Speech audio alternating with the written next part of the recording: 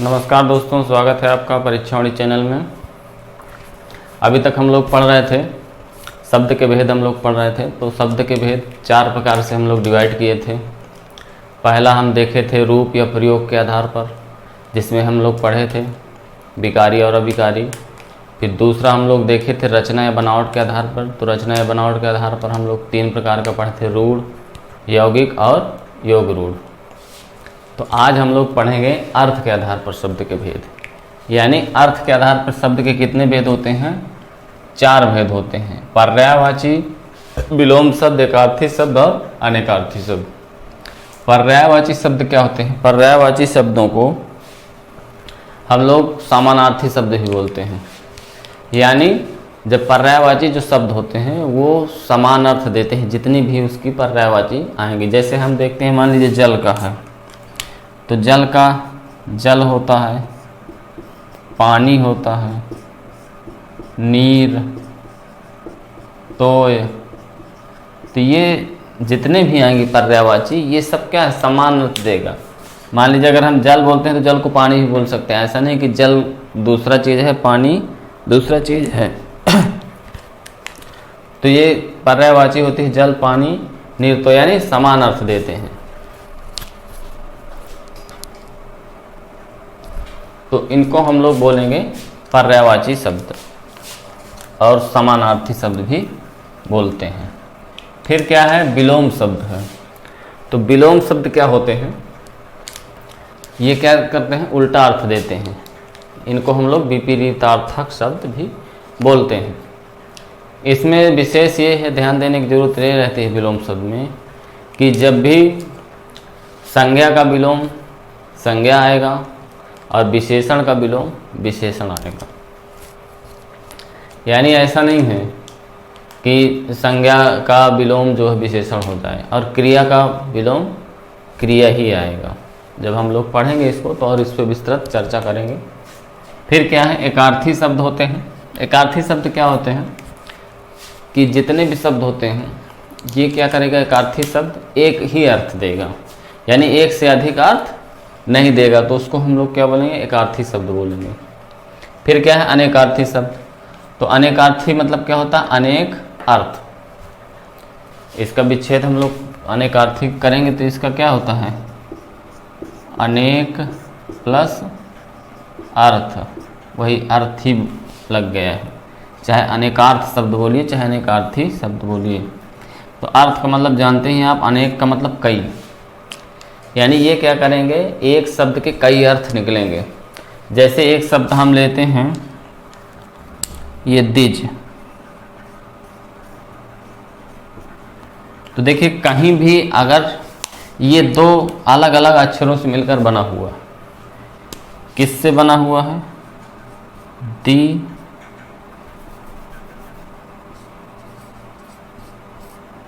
Plus जा।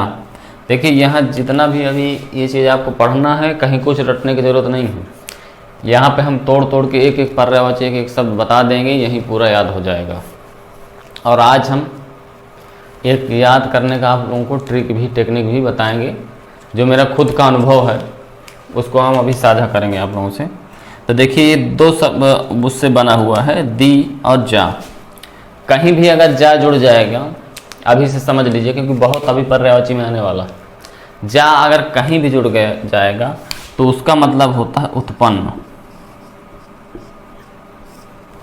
ये इस चीज़ को आप लोग समझ गए होंगे। जा अगर किसी में लग गया तो इसका मतलब उत्पन्न। किससे उत्पन्न? जिस पे लगा होगा। या जन्म, या जन्म कह लीजिए, दोनों एक ही चीज़ है। उत्पन्न होना, जन्म लेना एक ही चीज़ है। और दी, इसका मतलब है यहाँ पे 2। अब द्विज का अर्थ क्या हो जाएगा? कि 2 बार जन्म लेने वाला। समझ में आया? द्विज इसका अर्थ क्या हो जाएगा? 2 बार जन्म लेने वाला। देखिए इतना विस्तार से कोई बताएगा नहीं आपको, जितना विस्तार से इसको हम आज पढ़ेंगे। तो ये हम पढ़ रहे थे अनेकार्थी शब्द क्या होते हैं। मैं थोड़ा सा बता रहा था कि अनेकार्थी शब्द क्या होते हैं? एक शब्द के कई अर्थ निकलेंगे। तो देखिए एक शब्द हमने ये लिया है द्विज, ठीक, और दिज का मतलब आप लोग समझ गए कि दी का मतलब दो, जा का मतलब उत्पन्न या जन्म, यानी जिसका 2 बार जन्म हो। तो देखिए 2 बार, तो इसके क्या हो जाएंगे, अनेक अर्थ हो जाएंगे। इसमें क्या आ जाएगा, दांत आ जाएगा, ठीक, पक्षी आ जाएगा, इसके बाद आ जाएगा ब्राह्मण। अब इनको क्यों बोलते हैं ये भी समझ लीजिए। दांत को इसलिए बोला जाता है दिज 2 बार जन्म, क्योंकि एक बार जो दांत निकलता है उसको हम लोग बोलते हैं दूध वाला दांत है, फिर वो टूट जाता है, फिर एक स्थायी दांत निकलता है। तो 2 बार निकला तो जन्म दांत का कितनी बार हुआ, 2 बार हुआ, तो इसलिए दांत को हम लोग क्या बोलते हैं, दिज। दूसरा क्या है, पक्षी। पक्षी को दिज इसलिए बोला जाता है, 2 बार जन्म इसलिए होता है क्योंकि सारे पक्षी क्या होते हैं, अंडज प्राणी होते हैं। यानी अंडज उसको बोलेंगे कि जिसका जन्म किससे हुआ, अंडे से हुआ। तो जब पक्षी जब किसी बच्चे को जन्म देगा तो पहले तो अंडा निकलेगा, यानी एक बार वो जन्म हो गया। फिर पक्षी अंडे में रहता है कुछ दिन, उसमें जो उसकी माँ रहती है उसको सेती है। इसके बाद फिर जो है वो क्या करता है, अंडे से निकलता है। तो इसीलिए उसका 2 बार जन्म माना जाता है। यानी एक बार तो अंडे सहित निकला और फिर अंडे से जब बाहर निकला तो 2 बार हुआ, तो इसलिए पक्षी को भी दिज इसीलिए बोला जाता है। फिर क्या है, ब्राह्मण। ब्राह्मण को दिज इसलिए बोला जाता है क्योंकि जब भी ब्राह्मण कुल में किसी का जन्म होता है तो एक बार तो सामान्यतः जन्म जैसे सबका होता वैसे हो गया, दोबारा जन्म उसका उस दिन माना जाता है जब उसका जनेऊ संस्कार होता है, यानी जिसको उपनयन संस्कार बोलते हैं, जनेऊ उनेऊ धारण करते हैं, तब उसका क्या होता है, दोबारा जन्म माना जाता है, इसलिए ब्राह्मण को दिज। तो ये देखो अनेकार्थी शब्द हम बता रहे थे, तो ये क्या हो गए, अनेकार्थी शब्द होते हैं। दिज का मतलब अनेक अर्थ हो गए। ऐसे अभी बहुत सारे शब्द आएंगे जब हम लोग अनेकार्थी पढ़ेंगे। तो आज हम लोग पढ़ेंगे पर्यायवाची शब्द। पर्यायवाची शब्द हम लोग पहला इसमें है अर्थ के आधार पर, पहला जो है इसका वो क्या है, पर्यायवाची। तो पर्यायवाची शब्द का अर्थ आप लोग जानते हैं, इसकी परिभाषा लिखने की जरूरत नहीं है यहाँ पे। सीधा सीधा ये है कि जो समान अर्थ देने वाले शब्द पर्यायवाची शब्द या समानार्थी शब्द कहलाते हैं। यहाँ पे थोड़ा सा कुछ पर्यायवाची पढ़ने का जो मेरा खुद का अनुभव है, तरीका है, उस चीज़ को मैं आज यहाँ साझा करूँगा कि कैसे आपको पढ़ना है। क्योंकि बहुत सारे बच्चों की समस्या होती है कि इतना सारा शब्दकोश हिंदी में हो जाता है कि कितना उसको रटें, और विलोम शब्द भी है, तमाम तरह का शब्दकोश हो जाता है, तो उसको रटते रटते दिमाग खराब हो जाता है, नहीं हो पाता। तो रटना नहीं हो, उसका सरल विधि हम यहाँ पे बताएंगे क्या है। तो शब्दों को हमको रटना नहीं है, शब्दों को हमको तोड़ तोड़ के और उसको जानना है कि कैसे ये शब्द बना हुआ है। तो यहाँ पे अभी हम लोग पढ़ेंगे पहले पानी की पर्यायवाची। पानी की पर्यायवाची पढ़ने के बाद उससे 3 पर्यायवाची बनाएंगे। देखिए कैसे बनेगा, उस चीज़ को हम देखेंगे। यहाँ पे जैसे पानी की पर्यायवाची क्या क्या होती है, जैसे जल होती है, नीर है, तोय, वारी,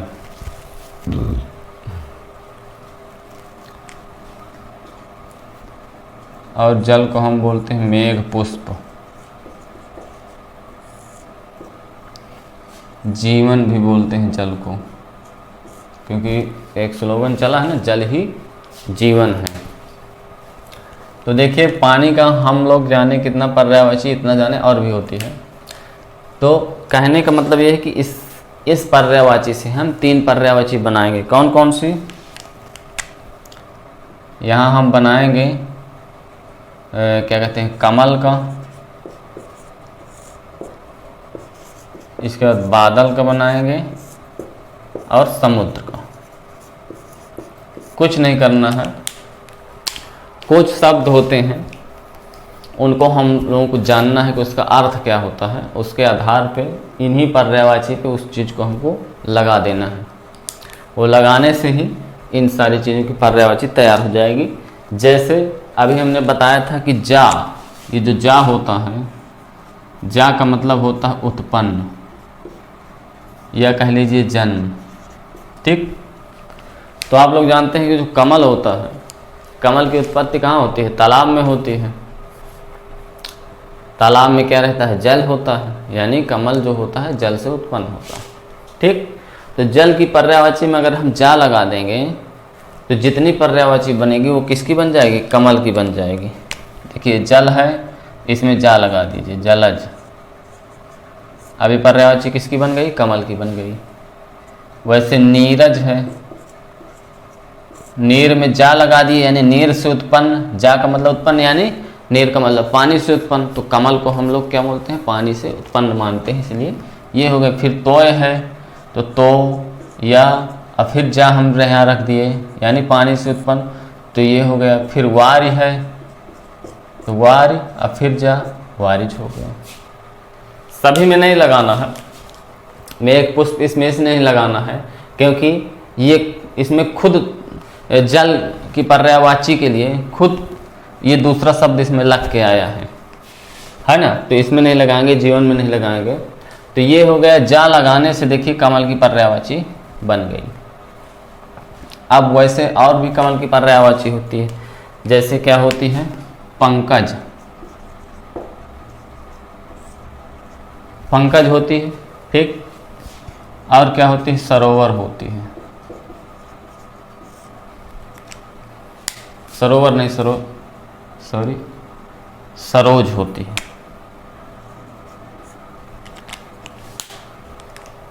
देखिए इनमें भी जा लगा हुआ है, तो पंकज में जा लगा हुआ है, तो ये किससे बना हुआ है? पंक प्लस जा से। अब पंक का मतलब होता है कीचड़ और जा का मतलब होता है उत्पन्न। यानी अब आप जानते हैं कि पंक का मतलब क्या होता है? कीचड़ होता है, और कीचड़ में जो उत्पन्न होता है, ठीक, उसको हम लोग क्या बोलते हैं? कमल बोलते हैं। यानी जो तालाब में कीचड़ रहता है, ठीक, और कीचड़ में ही उत्पन्न होता है कौन? कमल। देखेंगे चाहे गंदा तालाब होगा तो भी उसमें रहेगा, क्योंकि कीचड़ रहेगा, तो इसीलिए हम उसको क्या बोलते हैं? पंकज बोलते हैं। फिर क्या है? सरोज, तो सरोज का मतलब क्या है? सर का मतलब होता है तालाब, फिर इसमें जा लगा दिया गया है, यानी जो तालाब में उत्पन्न होता है। तो तालाब में कौन उत्पन्न होता है? कमल होता है। तो देखिए कैसे हम लोग कमल की पर्यायवाची जाने। ऐसे हम लोग अगर पढ़ते हैं, ठीक, यहाँ पढ़ने के बाद खुद अगर ऐसे पढ़ते हैं जितने भी पर्यायवाची तोड़ तोड़ के, तो इसको हमको रटने की ज़रूरत नहीं है। आप लोग खुद अध्ययन करिएगा, फिर अपना अनुभव बताइएगा कि रटने की ज़रूरत है कि नहीं है। अब बताइए इसमें क्या रटने की ज़रूरत है? अगर पानी का आप जल जानते ही रहे होंगे पहले से, ये मान लीजिए इतना नहीं जानते रहे होंगे, तो इसका आप लोग थोड़ा सा पढ़ लीजिएगा, ये आ जाएगा। फिर कुछ नहीं करना है। जा का मतलब क्या होता है? उत्पन्न होना। जा जा लगा देना है, उससे बन जाना है कुछ। फिर ये चीज़ें ध्यान देना है कि पंकज भी होता है, पंक का मतलब कीचड़ होता है, असर का मतलब तालाब, तो इसमें जा लग गया। फिर देखिए बादल है, तो बादल का मतलब क्या होता है? बादल क्या करता है? पानी हमको कौन देता है? बादल देता है। डायरेक्टली जो पानी बारिश होता है वो किसके कारण होता है? बादल के कारण होता है। तो एक शब्द होता है धर, नहीं धर नहीं, दी, वो दा, दा का मतलब हो जाएगा देना। यानी बादल हमको पानी देता है, तो अब हम क्या करेंगे? पानी वाले जितनी भी पानी की पर्यायवाची है, अगर हम उसमें दा लगा देंगे तो ये किसकी बन जाएगी? बादल की पर्यायवाची बन जाएगी। ठीक, और इसमें इसको मेघ पुष्प इसलिए बोलते हैं कि मेघ का मतलब होता है बादल। ये मेघ पुष्प इसलिए बोला जाता है जल को कि मेघ का मतलब क्या होता है? बादल होता है। और पुष्प इसलिए बोला जाता है क्योंकि जो बादल की जो बूंदें होती हैं, है ना, वो किसके समान होते हैं? वो पुष्प जैसे प्रतीत होती हैं, इसलिए उसको हम लोग क्या बोलते हैं? मेघ पुष्प। क्योंकि जब बादल जब बारिश करता है तो पुष्प के समान ही लगता है, इसलिए हम उसको बोलते हैं। तो दा लगा देंगे तो जैसे क्या हो जाएगा? जल में दा लगाए तो क्या बन गया? जलद। ठीक, नीरद, इसके बाद तोयद, वारिद, ये इतना हो ही गया। जितना में हम कमल वाली में जा लगाए थे उसमें हम दा लगा दिए। इसके बाद जो इसकी अलग से होती हैं पर्यायवाची, जैसे बादल की क्या होगी, मेघ होगी, घन होगी, तो ये अलग से पर्यायवाची हो गई। तो देखिए दा लगाने से किसकी बन गई, बादल की, क्योंकि बादल क्या करता है, हमको पानी देता है, इसलिए हम दा उस पे लगाएंगे। फिर समुद्र क्या है, तो समुद्र है तो एक शब्द होता है धी, धी कह दीजिए या धर कह लीजिए। ठीक, कुछ पर्यायवाची आपको ऐसे मिलेगी कि धर जो होगा वो बादल वाली में भी लगा रहेगा और समुद्र वाली में भी लगा रहेगा, तो कन्फ्यूजन नहीं होना है, क्योंकि दोनों का अर्थ कुछ उसमें समान मान लिया जाता है। तो उस चीज़ को हम बाद में देखेंगे। तो धी का मतलब, दोनों का मतलब क्या होता है, धारण करना। धारण का मतलब जो धारण किए रहता है, जैसे हम शिव जी को क्या बोलते हैं, गंगाधर, यानी गंगा को धरने वाला। यानी शिव जी क्या करते हैं, गंगा को, गंगा नदी को अपनी जटाओं में, ऐसी मान्यता है कि अपनी जटाओं में बांधे रहते हैं, है ना। तो उसको क्या किए रहते हैं, धारण किए रहते हैं। तो जटाओं में धारण किए रहता है कौन, शिव जी, गंगा को। वैसे पानी को धारण कौन किए रहता है, समुद्र, क्योंकि बादल जो बनता है, जो बारिश होती है, उसका आप लोग जानते होंगे कैसे बारिश होती है, कि कैसे बादल जो है बनते हैं, और समुद्र के पानी ही वाष्प बन के बादल बनता है, फिर बारिश किया जाता है। तो पानी कौन धारण किया रहता है, समुद्र, समुद्र से ही पानी आता है। तो समुद्र, तो धी या धर हम लगा देंगे किसमें, जल में, तो किसकी बन जाएगी, समुद्र की। जैसे जलधि, नीरधि, तोयधि, वारिधि। तो देखिए किसकी हो गई, समुद्र की हो गई धी लगाने से। धी लगाने से पर्यायवाची किसकी बन गई, समुद्र की बन गई। कुछ समुद्र की और अलग से होती हैं, उसको भी हम लोग तोड़ लेंगे यहाँ पे। जैसे रत्नाकर है,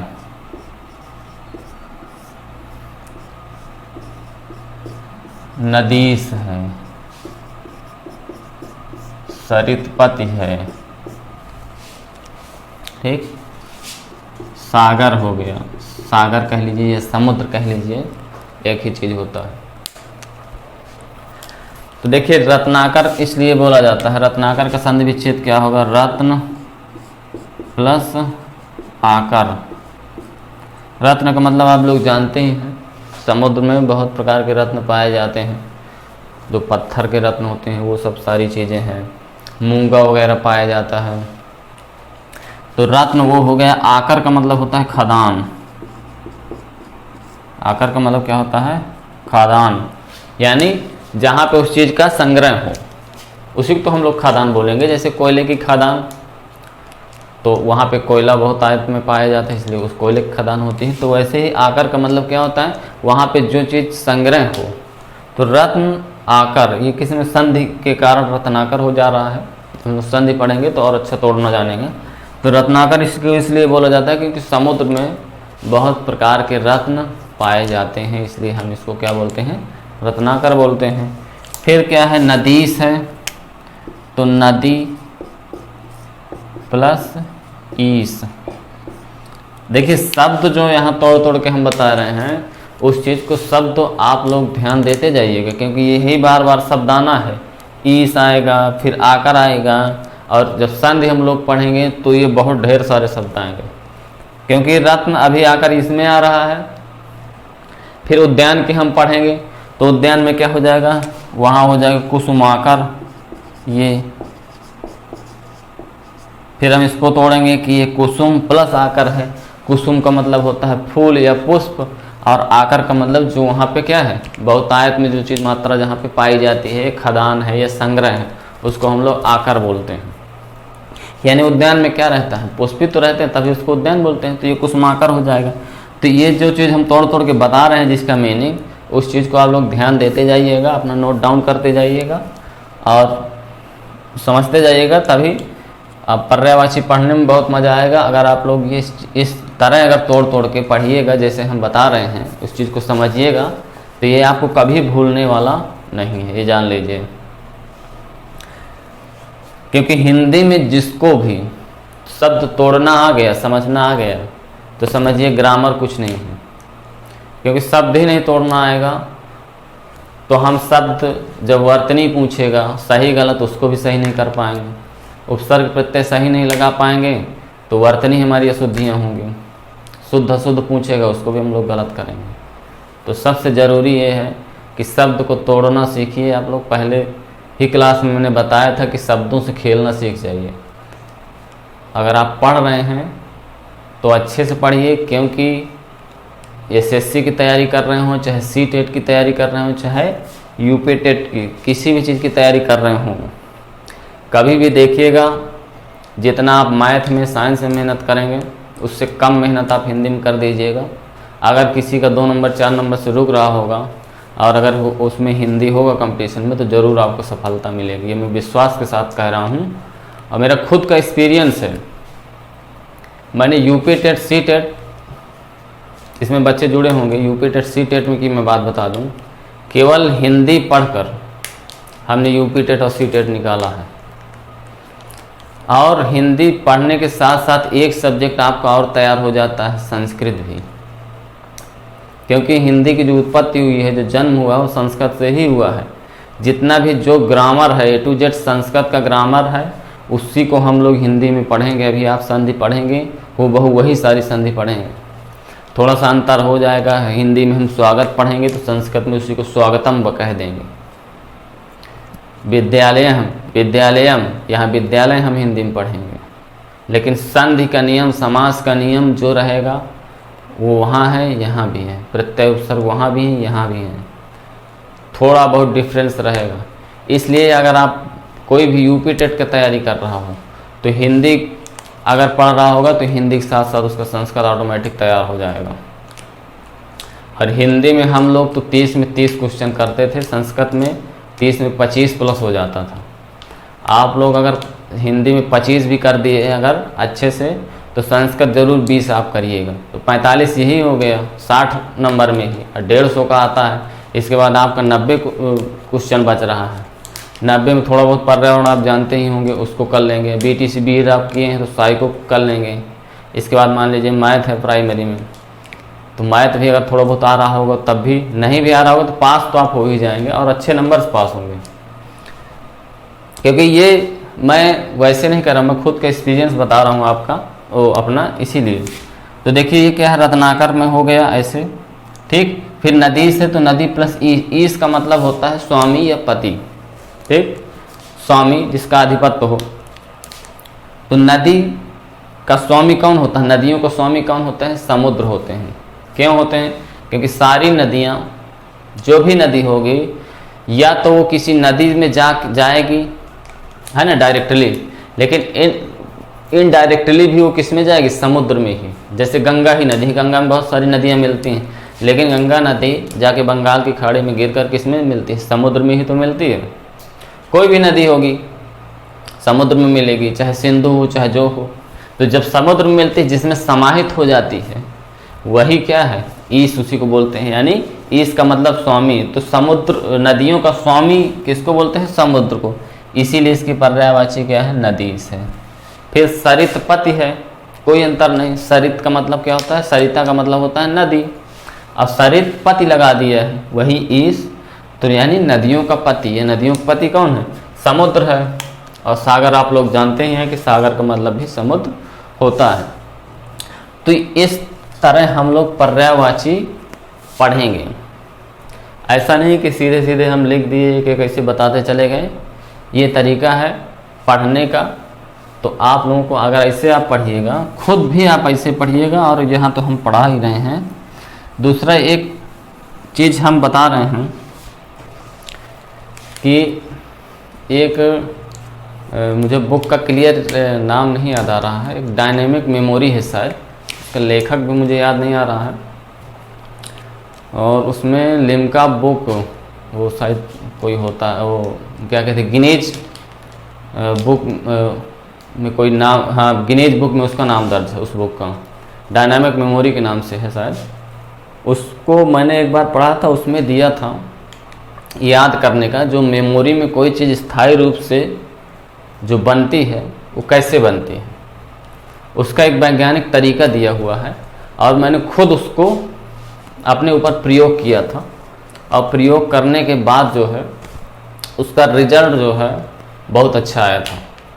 इसलिए आज मैं उस चीज़ को भी आप लोगों से साझा कर रहा हूँ, तो आप लोग भी उसका प्रयोग करिएगा, देखिएगा क्या है कि पढ़ने का उसमें तरीका है कि मेमोरी में कोई चीज़ हम लोग पढ़ते हैं वो याददाश्त के रूप में कैसे बनती है, स्थायी कैसे होती है।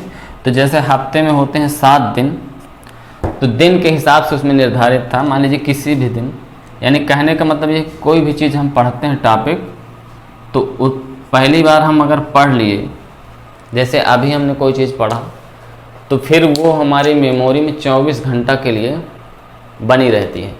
और जैसे 24 घंटा पूरे होते हैं फिर वो क्या करती है, भूलना फिर स्टार्ट हो जाता है। तो जब भूलना स्टार्ट हो जाता है इसका मतलब कि फिर से हमको उसको पढ़ना है। तो जब हम पहला रिवीजन करेंगे तो 24 घंटे बाद करेंगे, 24 घंटे बाद पहला रिवीजन होगा।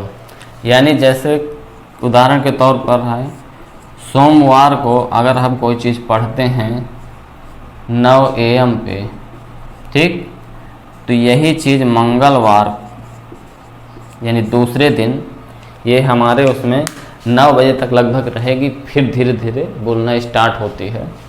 तो हम इसको 9 AM पर यानी 24 घंटे बाद हम इसका क्या करेंगे, दोबारा रिवीजन करेंगे। एक बार हम यहाँ पढ़े, फिर दोबारा यहाँ पढ़े। जब दोबारा हम इसको पढ़ लेते हैं तो ये हमारी मेमोरी में 1 हफ्ते के लिए क्या हो जाती है, बनी रहती है। फिर 1 हफ्ते बाद बोलना चालू हो जाता है। तो हम इसका जब दोबारा, ये तो दोबारा रिवीजन हो गया, पहला बार हम यहाँ पढ़े, फिर ये दोबारा रिवीजन हुआ। अब ये तिबारा रिवीजन जब होगा तो फिर ये अगले हफ्ते यानी सोमवार को हम लोग करेंगे उसी टाइम पे। कोई ये नहीं एग्जैक्ट टाइम 9 बजे, 10 बजे, 11 बजे, यानी सुबह शाम के हिसाब से कर लीजिए। अगर सुबह आप पढ़ें तो सुबह, किसी छूट जाता है शाम को पढ़ लीजिए। ये तरीका आप लोग अपनाइएगा, निश्चित आपको सफलता मिलेगी। जब आप ये तिबारा रिवीजन हो जाएगा तो लगभग 90% आपका स्थायी हो जाता है। इसके बाद फिर जैसे टाइम मिले 15 दिन 20 दिन बाद फिर उसको वैसे पढ़ते रहिए। अब पढ़ने का मतलब यही है, जैसे पर्यायवाची चीज़ आप पढ़ रहे हैं तो आप पढ़े पानी, जल, नीर, तोय, वारी, मेघ, पुष्प, ठीक। मेघ पुष्प पे आपको जानना चाहिए कि मेघ पुष्प क्यों है। फिर आप जानिए कि मेघ का मतलब बादल होता है, अब पुष्प का मतलब बूंदों से है, ठीक। जीवन, जीवन हम इसलिए इसको बोलते हैं क्योंकि इसके बिना जीवन असंभव है। फिर आप जब कमल का पढ़ेंगे, कमल का जलज है, नीरज है, तोयज है, वारिस है, यानी समझ जाइए कि जा हमको लगा देना है पानी में, क्योंकि जा का मतलब होता है उत्पन्न और पानी से उत्पन्न, ठीक। फिर आप पंकज पढ़ेंगे, सरोज पढ़ेंगे तो पंक का मतलब आप लोग जानते हैं कि कीचड़ है और उससे उत्पन्न जा लगा हुआ है। फिर सरोज है यानी तालाब, तालाब में कमल खिलता है, कमल उत्पन्न होता है। तो ये हो गया। तो पढ़ना हमको, ये हम पढ़ने का तरीका होता है, ऐसे पढ़ना है हमको। वो वाला रटना नहीं है जैसे प्राइमरी के बच्चों को हेड मास्टर रटाते हैं, वैसा कुछ नहीं करना। ऐसे आप पढ़िए, हमेशा जो है ऐसे ही तैयार होता ही है। हम तो पूरा मेरा एक्सपीरियंस है इस पर, इसको मैंने अपने ऊपर फॉलो किया और बहुत अच्छा इसका परिणाम आया था। सारी किताब जितना भी हम पढ़े थे साहित्य का, और इसके बाद जो हम लोग जीएस भी पढ़ रहे थे, सारा चीज़ ऐसे भी हम पढ़े थे। थोड़ा सा टाइम ज़रूर लगता है, अटपटा लगेगा कि हम 10 पेज आज पढ़ें फिर उसी को पढ़ें, फिर आप सोचेंगे कहीं हमको जाना है, कहीं पार्टी में जाना है, मिस हो जाएगा यार, कैसे होगा, 1 हफ्ते बाद पढ़ना है। ये सारी चीज़ें आपके शुरू में होगा, लेकिन ऐसा कुछ नहीं है। किसी दिन छूट भी जाता है, अगले दिन भी पढ़ लिया जाता है, ऐसा कुछ नहीं है। लेकिन नियमतः अगर हो सके तो ऐसा ही करिए, इसका आप करिए, फिर आप अपना इसका परिणाम देखिएगा, बहुत अच्छा परिणाम आएगा। और इसका तो मैं पूरा किया हूँ, और अपना जितनी भी बुक थी, एक बुक ख़त्म करने में जब आप, क्योंकि एक बुक आप पढ़ रहे हैं 3 बार, मोटी बुक होगी, अगर साहित्य का कोई पढ़ रहा है, इतिहास का कोई पढ़ रहा है, मोटी बुक होगी, उसको 3 बार में पढ़ना है, आपको लगेगा ख़त्म कैसे होगा। लेकिन एक बार जब उसको ख़त्म कर लीजिएगा दोबारा जब अगर एक बार अगर उसको 1 महीना लगा है तो दोबारा आप उसको 10 दिन में पढ़ जाइएगा और बहुत अच्छे से तैयार हो जाएगा। कभी भी पढ़िएगा तुरंत याद आने लगेगा। वैसे अभी तक आप लोग अपने तरीके से जैसे भी पढ़ते रहे हों, लेकिन एक बार ये तरीका ज़रूर अपना के देखिए। तो ये थी हमारी पर्यायवाची। कुछ ऐसे ही हम लोग इसको पढ़ेंगे। फिर कुछ हम पर्यायवाची पढ़ेंगे सीरियल से कौन कौन सी है और जो महत्वपूर्ण है विशेष उसी को हम लोग पढ़ेंगे। पर्यायवाची तो उस तरह बहुत हो जाते हैं। देखिए अगला पर्यायवाची हम लोग अब क्रम से देखेंगे। पहला क्या है? पानी। जैसे अभी हम लोग पानी का पढ़े थे, तो अब हम लोग क्रम से सीरियल से पढ़ेंगे। तो पानी का देखिए क्या है? पानी है, नीर है, अम्बु है, सलिल है, अमृत है। अमृत क्यों कहते हैं? क्योंकि पानी के बिना जीवन असंभव है, यानी जीवन संभव नहीं है, तो इसलिए इसको हम लोग क्या बोलते हैं? अमृत बोलते हैं। इसके बाद तोय है, वारी है, पाय है और जीवन है, क्योंकि ये जीवन भी देता है। फिर हमने बताया भी कि जा लगने से क्या होता है? कमल का बन जाता है। जैसे क्या हो गया? नीरज हो गया, अम्बुज हो गया, तोयज हो गया, वारिज हो गया, सतदल। सतदल इसलिए बोलते हैं, सत का मतलब होता है, ये जो सत है, सत का मतलब होता है 100 की संख्या जो होती है ये, और दल का मतलब उसके जो दल होते हैं, पंखुड़ियाँ हैं, पत्ते हैं, तो उसको हम लोग दल बोलते हैं। तो लगभग जो कमल का फूल होता है उसकी जो पंखुड़ियाँ होती हैं लगभग 100 के आसपास होती हैं, इसलिए हम उसको सतदल बोलते हैं। पंकज यानी कीचड़ में उत्पन्न हो रहा है, जलज यानी जल में, फिर राजीव है, इंदिवर है। राजीव उसको हम बोलते हैं जो नीला कमल होता है। इंदिवर है, सरोज यानी तालाब में जो जिसका जन्म होता है। फिर अरविंद है, सफ़ेद कमल को, पुंडरीक है और पद्म है। इसके बाद बादल का है, यानी बादल में क्या लगाना है? दा लगाना है।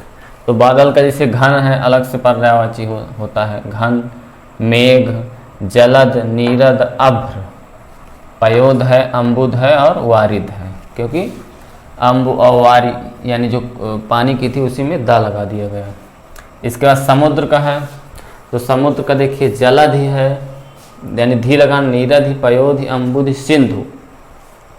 सिंधु हम लोग बोलते हैं, सिंधु आप लोग जानते हैं कि नदी भी है, लेकिन सागर को भी, समुद्र को भी सिंधु बोलते हैं। इसके बाद सागर है, नदीस यानी नदी का स्वामी है, रत्नाकर यानी वहाँ पे रत्न भी पाए जाते हैं। वारिस, वारिस जो होता है, वारी प्लस ईस होगा, ये वारी प्लस ईस। वारी का मतलब क्या होता है? पानी। और पानी कहाँ से उठता है? किसके पास समाया रहता है? पानी का स्वामी कौन है? यानी आधिपत्य किसके पास है? समुद्र के पास है, इसीलिए इसको क्या बोलते हैं? ये ई मिलके बड़ी ई हो जाता है, तो ये हो जाएगा वारिस। यानी क्या होता है कि ये संधि है, जब आप लोग संधि पढ़ेंगे तब इसमें नियम देखेंगे। इसके बाद क्या है? अर्णव है, तो अर्णव समुद्र या सागर को बोलते हैं। पारावार है, क्षीर है, क्षीर सागर आप लोग नाम सुने होंगे, खासकर उसमें जब विष्णु पुराण में इसका बहुत वर्णन है। इसके बाद है 5वां नंबर कपड़ा। कपड़ा क्या होता है? आप लोग देखते होंगे, उसको फैला दीजिए तो कैसे लगता है? जैसे अंबर, जैसे इसका दिया हुआ है अंबर है, वो कपड़ा को हम लोग बोलेंगे वस्त्र बोलते हैं, पट बोलते हैं, चीर बोलते हैं। जैसे चीर हरण का नाम आप लोग सुने होंगे, तो चीर हरण में क्या करते हैं? द्रौपदी जो रहती है उसका वस्त्र का हरण किया जाता है, इसलिए उसको चीर हरण बोलते हैं, वस्त्र का हरण। फिर परिधान है, तो ये परी का मतलब होता है, ये परी का मतलब होता है चारों ओर। परी का मतलब होता है चारों ओर। धान का मतलब क्या होता है? घिरा हुआ। जैसे हम लोग पर्यावरण पढ़ते हैं ना, परि प्लस आवरण, परि का मतलब चारों ओर, आवरण का मतलब घिरा हुआ। यानी पर्यावरण क्या है? ये परि क्या है? उपसर्ग है। अभी बहुत सारी पर्यायवाची में आने वाला है, इसलिए थोड़ा सा मैं विस्तार से इसको बता रहा हूँ कि परि ये उपसर्ग है। परि जिसमें लग जाता है उसका अर्थ चारों ओर देने लगता है। ठीक, जैसे पर्यावरण में लगा हुआ है, परिभ्रमण में लगा हुआ है, परिक्रमा में लगा हुआ। परिक्रमा हम लोग जब बोलते हैं तो कोई मंदिर होगा, उसके चारों ओर जब हम लोग चलते हैं उसी को हम लोग परिक्रमा बोलते हैं। ये परिक्रमण कह लीजिए। परिक्रमण का मतलब क्या होता है कि सूर्य के जो चारों ओर परिक्रमा लगाते हैं ग्रह, उसको हम लोग परिक्रमण काल बोलते हैं। तो परि का मतलब होता है चारों ओर। तो यहाँ पे क्या है, धान का मतलब घेरे हुआ है, रहता है जो चारों ओर। तो जो कपड़ा रहता है, जैसे हम ये कपड़ा पहने हुए हैं तो ये शरीर को चारों तरफ से घेरे हुए है, इसलिए इसको कपड़े की पर्यायवाची क्या है, परिधान है। वसन है, अंबर है। अंबर अभी आकाश का भी पर्यायवाची आपको मिलेगा, आसमान का भी मिलेगा। तो अंबर जो है इसलिए इसको बोलते हैं क्योंकि अंबर जब आप ऊपर आकाश देखते हैं तो पूरा घिरा हुआ रहता है। वैसे ही मान लीजिए कोई हम तंबू लगा दें सफ़ेद ही कलर का, तो वो कैसे आसमान जैसे प्रतीत होने लगता है। तो इसलिए इसको हम लोग क्या बोलते हैं, अंबर बोलते हैं कपड़ा को। फिर कमला है। कमला है लक्ष्मी। कमला के बारे में दो चीज़ जान जाइए कि इनका जन्म जो है हुआ है सिंधु से माना जाता है, यानी समुद्र से माना जाता है। ठीक, समुद्र से, पहली बात तो समुद्र से इनका जन्म माना जाता है। दूसरा चीज़, इनका जन्म कमल से भी माना जाता है। कमला कौन है, कमला है लक्ष्मी। लक्ष्मी यानी विष्णु जी की पत्नी। तो इनका जन्म देखिए दो तरीके से माना जाता है। एक जो है सिंधु से यानी समुद्र से, ठीक, सिंधु कह लीजिए या समुद्र कह लीजिए, और एक माना जाता है कमल से, इसलिए इनका नाम कमला होता है। ठीक, तो एक शब्द होता है जा, एक होता है और एक बड़ा जा होता है। ठीक, दोनों में अंतर क्या है, ये जा आएगा पुल्लिंग के लिए और ये जा आएगा स्त्रीलिंग के लिए। इस चीज़ को समझ लीजिए अच्छे से। ये जा अगर किसी में बड़ा जा आ जाएगा तो ये स्त्रीलिंग में आएगा और ये जा पुल्लिंग में। और जा का मतलब आप लोग जानते हैं, दोनों जा का मतलब होता है उत्पन्न होना या जन्म लेना। तो अगर कोई फीमेल है, यानी हिंदी में, हिंदी भाषा की बात अगर हम करें तो हिंदी भाषा में दो ही लिंग होते हैं, एक स्त्रीलिंग और एक पुल्लिंग। यहाँ पे नपुंसक लिंग नहीं होता है। ठीक, अंग्रेजी भाषा की बात और है, वहाँ पे लिविंग के हिसाब से चलता है कि जो निर्जीव है वो जो है उसमें आता है नपुंसक लिंग। लेकिन यहाँ निर्जीव भी स्त्रीलिंग या पुल्लिंग में आएगा। जैसे हम कह दें कमल, वो कलम, तो कलम जो है स्त्रीलिंग हो जाएगा। वैसे संस्कृत में, अंग्रेजी में कलम जो है हो जाएगा नपुंसक लिंग। लेकिन यहाँ पे दो ही लिंग होते हैं। तो जैसे स्त्रीलिंग है और पुल्लिंग है, यानी अगर पुल्लिंग यानी मेल का अगर जन्म कहीं से होता है तो उसमें जा लगेगा, और स्त्रीलिंग का है तो जा लगेगा। पहली बात तो ये। तो दूसरी बात अब ये है कि ये जा, चूँकि कमला है, कमला क्या है, स्त्री है, तो अब इनका जन्म जिससे हुआ है उसमें हम जा लगा देंगे। कौन सा जा लगाएंगे, हम ये वाला जा लगा देंगे। ठीक, तो देख लीजिए ये लिखा हुआ है समुद्रजा है, सिंधुजा है। ठीक, और एक चीज भी होता है सुता। ठीक, सुत का मतलब होता है पुत्र और सुता का मतलब होता है पुत्री। तो ये क्या है, पुत्री ना, वही उससे जन्म हुआ। तो ये देखिए सुता भी लगा हुआ है, सिंधु सुता। ठीक, समुद्र सुता भी हम लोग कह सकते हैं। सिंधुजा भी है, यानी सिंधु का मतलब सागर से उत्पन्न, जा का मतलब क्या है, उत्पन्न, तो सागर से उत्पन्न। समुद्र जा, समुद्र से उत्पन्न। सिंधु सुता, सिंधु की पुत्री। तो ऐसे हम लोगों को पढ़ना पड़ रहा है बच्चे। देखिए ऐसे आप पढ़ेंगे तो आपको भूलेगा नहीं। अब आप जान गए कि कमला है, कमला हम किसको बोलते हैं। और देखिए एक तो ये होगा, दूसरा हम क्या बताएं, इसका जन्म कमल से हुआ है। तो देखिए कमल की जो पर्यायवाची हैं उसमें जा लगा दीजिए और सूता भी लगा दीजिए, तो भी किसकी बन जाएगी, कमला की, यानी इसका लक्ष्मी का पर्यायवाची बन जाएगा। सभी शब्द में नहीं लगाना है, जिसमें लग रहा हो उसी में लगाना होता है। अब यहाँ पे क्या है, क्षीरोद तनया। तो तनया का मतलब भी क्या होता है, तनय का मतलब पुत्र और तनया का मतलब होता है पुत्री। सुता का मतलब भी पुत्री। तो देखो क्षीरोद तनया ये है, और क्षीर ये किसका है, समुद्र का पर्यायवाची। इसी में तनया लग गया तो इसकी पुत्री हो गई। इसकी पुत्री किसको माना जाता है, लक्ष्मी को माना जाता है। अब विष्णु जी की जो पत्नी उनका लक्ष्मी नाम है ही, तो देखिए लक्ष्मी हो गया, रमा भी इसको बोलते हैं। फिर देखिए एक चीज़ और है कि कमल इनका आसन भी है, जैसे जितने भी आप लोग देवी देवताओं जानते हैं हिंदू धर्म में, सभी का कोई ना कोई आसन है। तो जो आसन होता है, ठीक, उसी शब्द के आगे आसन लगा दिया जाता है या वाहन लगा देते हैं। तो जैसे इसका कमल आसन है, यानी ये कमल में विराजमान रहती हैं लक्ष्मी जी, कमल में बैठी रहती हैं, ठीक। ब्रह्मा जी का भी वही है। तो जब कमल इनका आसन है तो कमल की पर्यायवाची में आसना लगा देंगे, क्योंकि स्त्रीलिंग है। तो ये देखिए कमलासना हो गया और पद्मासना हो गया, क्योंकि पद्म देखिए कमल का है तो उसी से क्या हो गया, पद्मासना हो गया। आसन का मतलब क्या होता है, वो जिसमें बैठती हैं, जो उनका वाहन है, ठीक। इंदिरा, क्योंकि इंदिवर ये कमल से जुड़ा है तो इंदिरा हो गया, कमला इसको बोलते ही हैं, ठीक। और क्या बचा, पद्मजा। पद्म का मतलब क्या होता है, कमल, और जा का मतलब उत्पन्न, यानी कमल से इनको उत्पन्न माना जाता है और समुद्र से भी इनको उत्पन्न माना जाता है। यानी कमल से भी इनका जन्म हुआ, समुद्र से भी जन्म हुआ और कमल इनका आसन है। तो कमल की पर्यायवाची में जा लगा दीजिए, सिंधु की सागर की पर्यायवाची में जा लगा दीजिए और कमल में आसना लगा दीजिए तो भी बन जाएगी। और देखिए क्या है, विष्णु प्रिया। तो विष्णु प्रिया का मतलब क्या होता है, प्रिया का मतलब क्या है, जिससे प्रेम करने वाले करते हैं उसको हम लोग क्या बोलते हैं, प्रिया। और विष्णु यानी विष्णु जी की प्रिया यानी उनकी पत्नी। तो देखिए पर्यायवाची सब हम लोग पढ़ लिए। और जैसे बोले, अब मान लीजिए समुद्र की जो पर्यायवाची है तो समुद्र से उत्पन्न माना जाता है। तो देखिए सिंधुजा लगा दिए हम, और क्षीर में भी लग गया। इसके बाद कमल की जो पर्यायवाची हैं उसमें भी आप लोग लगा सकते हैं, जैसे कमलासना है। और तो ऐसे है, ये चीज़ है। तो ऐसे ऐसे हम लोग तोड़ के पढ़ेंगे तो सारा चीज़ समझ में आ जाएगा। अब जैसे एग्जाम में मान लीजिए आ गया कमलासना, तो आपको तुरंत याद आ जाएगा कि कमल, ये इसका विच्छेद क्या हो जाएगा, ये कमल प्लस आसना। देखिए जब स्त्रीलिंग आता है, स्त्रीलिंग आएगा तो ऑटोमेटिक क्या हो जाता है, उसका दीर्घीकरण हो जाता है लास्ट का।